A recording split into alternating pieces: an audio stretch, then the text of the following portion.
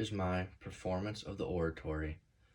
I did it on Winston Churchill's speech to the nation of Great Britain right before World War II. This speech was to ignite the people of Great Britain to fight against the Nazis and to fight alongside France. This was after the Nazis were already invading most of Europe, and they needed a great feat of strength to be able to defeat them. Turning once again, and this time more generally, to the question of invasion, I would observe that there has never been a period in all these long centuries of which we boast when an absolute guarantee against invasion, still less against serious raids, could have been given to our people. In the days of Napoleon, the same wind which would have carried his transports across the Channel might have driven away the blockading fleet.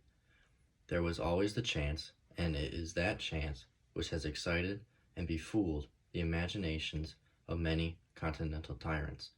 Many are the tales that are told. We are assured that novel methods will be adopted, and when we see the originality of malice, the ingenuity of aggression which our enemy displays, we may certainly prepare ourselves for every kind of novel stratagem and every kind of brutal and treacherous maneuver. I think that no idea is so outlandish that it should not be considered and viewed with a searching, but at the same time, I hope, with a steady eye. We must never forget the solid assurances of sea power and those which belong to air power if it can be locally exercised.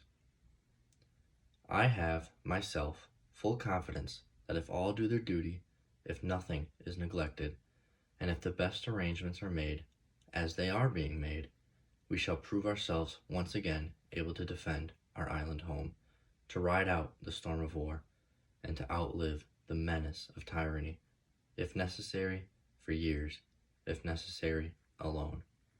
At any rate, that is what we are going to try to do. That is resolve of His Majesty's government, every man of them.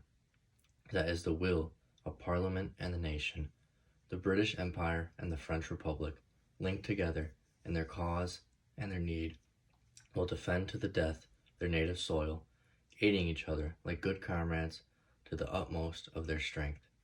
Even though large tracts of Europe and many old and famous states have fallen or may fall into the grip of the Gestapo and all odious apparatus of Nazi rule, we shall not flag or fail.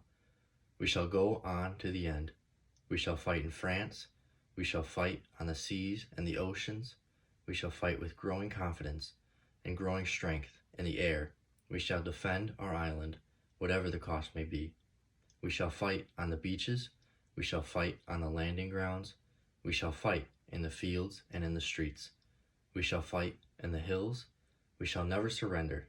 And even if, which I do not for a moment believe, this island, or a large part of it, were subjugated and starving, then our empire beyond the seas, armed and guarded by the British fleet, would carry on the struggle until, in God's good time, the New World, with all its power and might, stepped forth to the rescue and the liberation of the old. That was my speech on Winston Churchill's "We Shall Fight on the Beaches," given to the nation of Great Britain right before World War II.